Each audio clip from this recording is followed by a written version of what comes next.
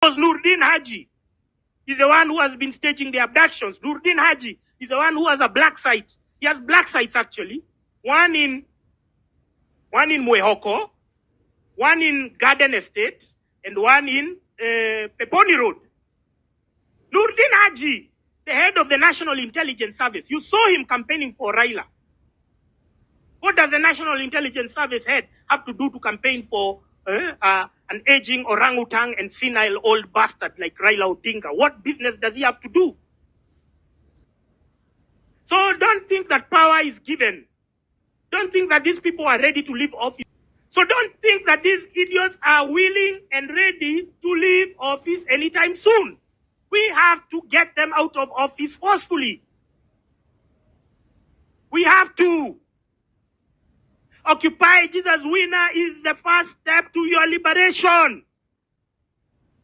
You are going to buy your freedom. You are currently in bondage. You are currently in slavery. You are going to buy your freedom, and freedom has very many accessories, has very many attachments. The accessories are religion, they are the civil society, they are the musicians and artists, they are the what? The people who have kept you, the media, the very media, the people who have kept you in a suspended state of, you're all the time you're just following, hey, what has Bahati done? What has Ambare done? What has you become? If you go on X right now, they're supposedly intellectual X. They are being micromanaged by a guy who doesn't even have a degree. It's called Caliph Cairo there. He's a conman. Every day he cooks up a story. They are making him trend. Every day. So you have to wean yourself from these accessories of your oppression. These distractions. That's exactly what you're supposed to do.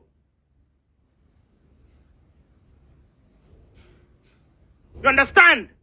You would still be having 700 Kenyans still alive, but they've been killed by Nurdin Haji because of what? Because we failed to seize the moment. Let me tell you, Kenyans, rise to the occasion. Power is not given. Power is not handed. Power is taken. These people are not willing to let go. And the worst part is they still want to continue oppressing us. Your oppression has been bought through manufactured consent. They have made you believe that you deserve to live in poverty, in perpetuity. You deserve to live in squalor. You deserve to be struggling over SHA, over your medical bills. They want to make it like we used to be during the Moi era, that kwenda hospitali lazima ufanyiwe mchango, kwenda nini mazishi mchango. No, in the Western countries they don't do fundraisers for that. Why should we? Yet we can see that between last year, June, had we occupied State House, last year, June, between June and February of this year, they have stolen 1.3 trillion. That is not chump change. Even during the Moi era, the budget of Kenya was never over 100 billion. Now these people have stolen 1.3 trillion. And everyone is silent. The media is silent. The donors and the diplomats are silent because everyone is in on it.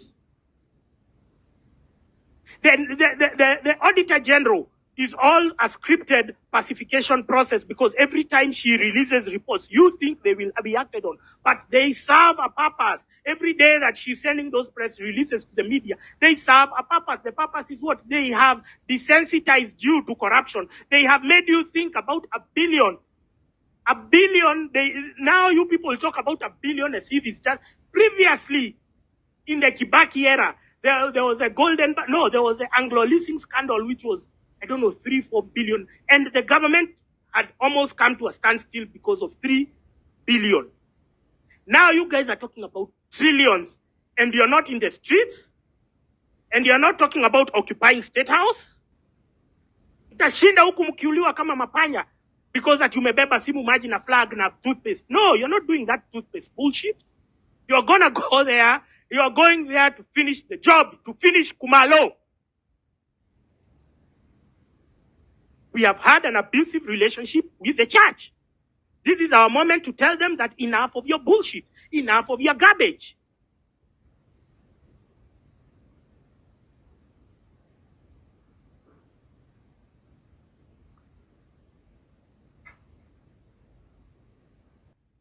I will never be bought out. I will never come to tell you, no, don't do this, don't do that. I am not Hanifa.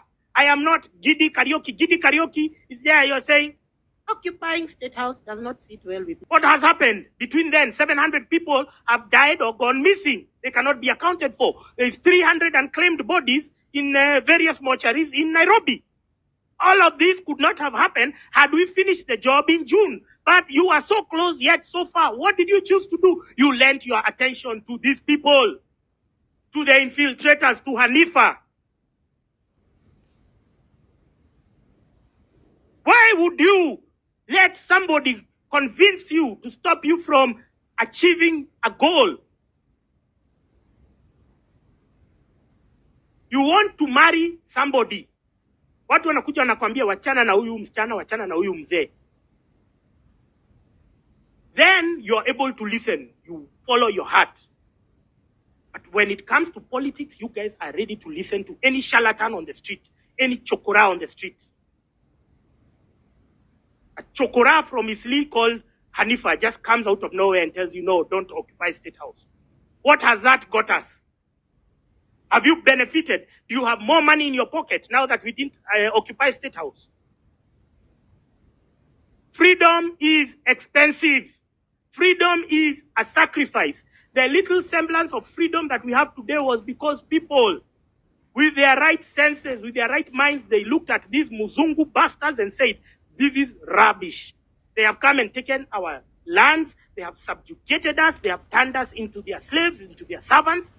We cannot do this. This is not how we were living a few years ago. And with the clarity of mind, they said, enough is enough. Have you said enough is enough, my fellow Kenyans? Have you said enough is enough? Can you look to your neighbor right now, turn to your neighbor right now and tell them enough is enough? Can you turn to your neighbor and tell them Sunday is Occupy Jesus Winner? Can you turn your neighbor and tell them Sunday we can also occupy State House? Can you turn your neighbor and tell them Ruto must go? It is that clarity of mind. It is that conviction. It is that purpose. It is that intention that is going to liberate us from our slavery. Are you ready, Kenyans, to march into your destiny?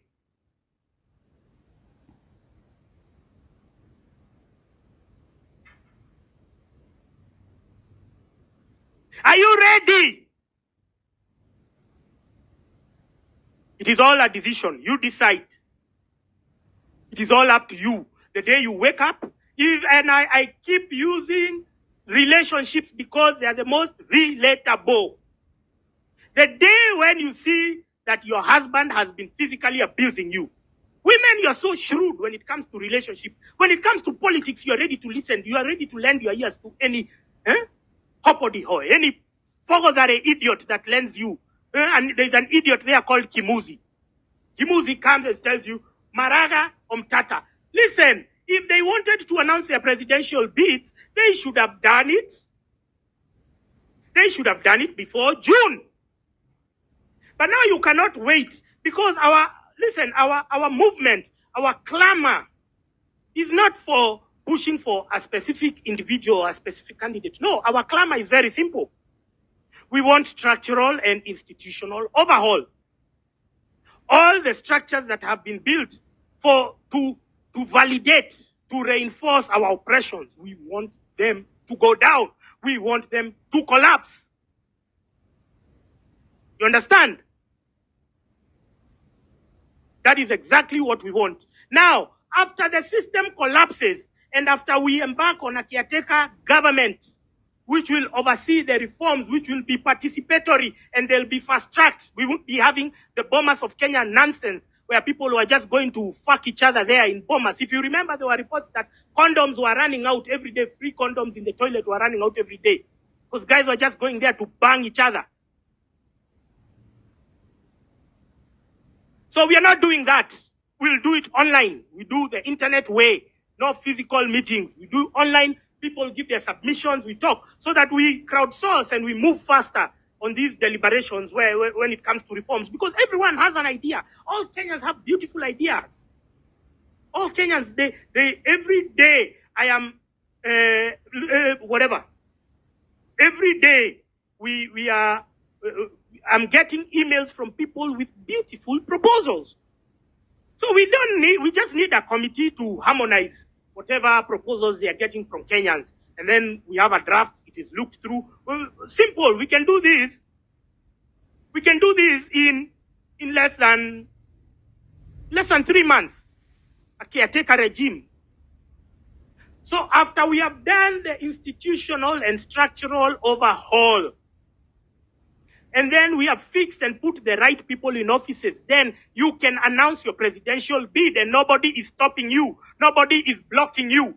David Maraga, this is not the time to tell us that you can do wonders. You are the Chief Justice, for Pete's sake. You had all the instruments of power to do wonders and you still didn't deliver. Why is it that people view politics as a retirement home, as a home for the aged? You are there, in your prime, you are in the judiciary in your prime.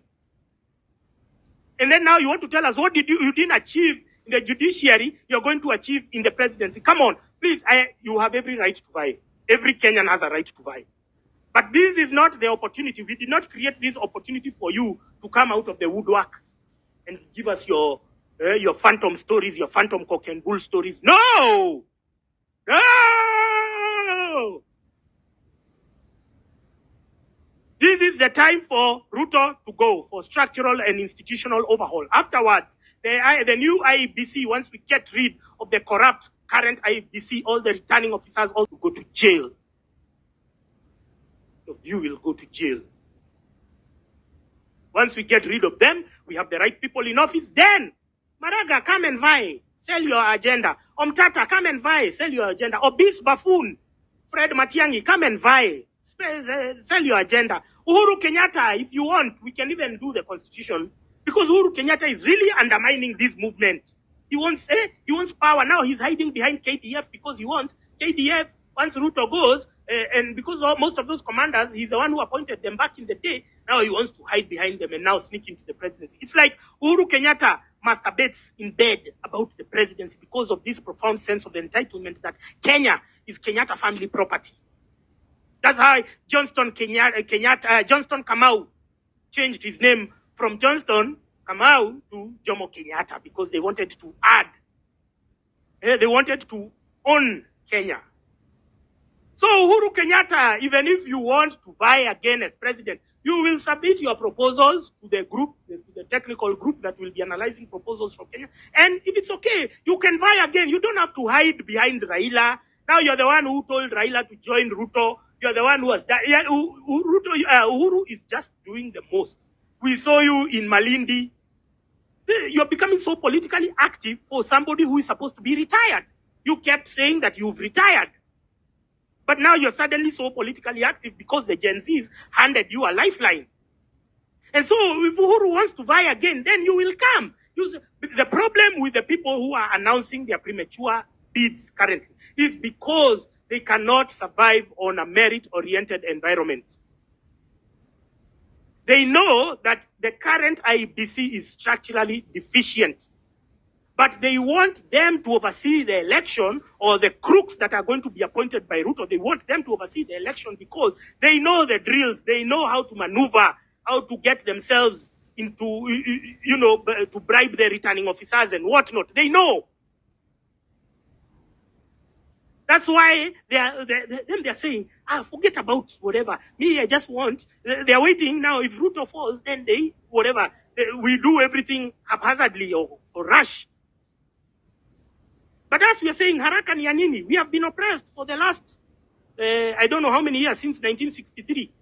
52 years or 62 years we have been under oppression. Ni haraka ya nini sasa? No, wacha hizo haraka Maraga. Wacha hizo haraka Matiang'i. Wacha hizo haraka Morara. Wacha hizo haraka Nani, Martha Karua. Wacha hizo haraka Gachagua. Gachagua, you are so shameless. Just a few months ago, you're in government. And now you become the biggest opposition activist. Your tribal narratives. With your tribal garbage. With your tribal bullshit. The only language we want to hear right now, if you're going to get the mic anywhere, the only language you're going to talk about, if you're masquerading as an opposition, if you're masquerading as anti-establishment, is Ruto must go. If you're not talking saying Ruto must go tomorrow, if you're not saying Ruto must go on Sunday, if you're not saying Ruto must go on Monday, then we have no business with you. Go back to the shithole that you crawled from.